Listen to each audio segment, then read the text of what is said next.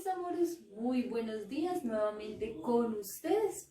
Hoy vamos a hablar de un tema muy importante, el abecedario.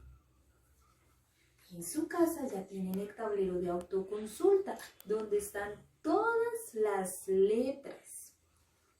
Tenemos la mayúscula y la minúscula y una imagen que representa esa letra. Por ejemplo, es carro, empieza con esta letra, con la K. ¿Listo?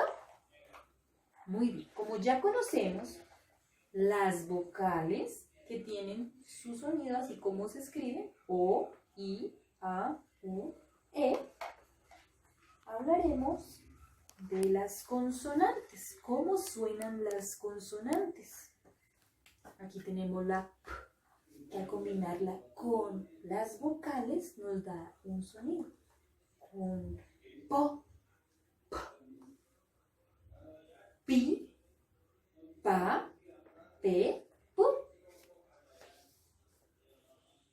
Vamos a aprender el sonido de algunas consonantes en este primer video. En un segundo video hablaremos de las otras consonantes.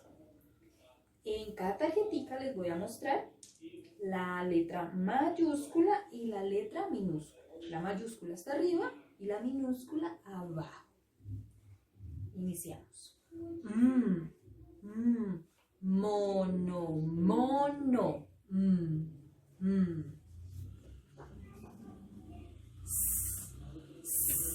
Sapo, sapo.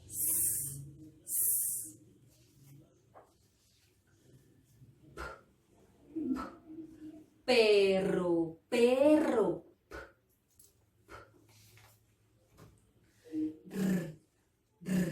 Ratón, ratón.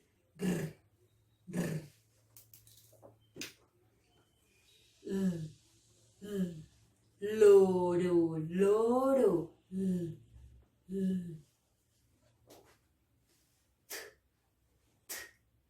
Tortuga, tortuga.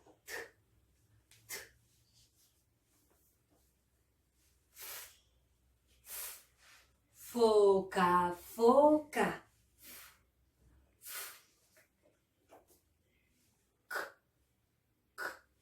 Carro, carro.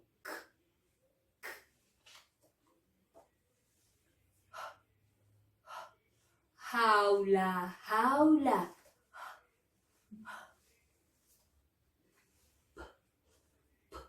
Ballena, ballena.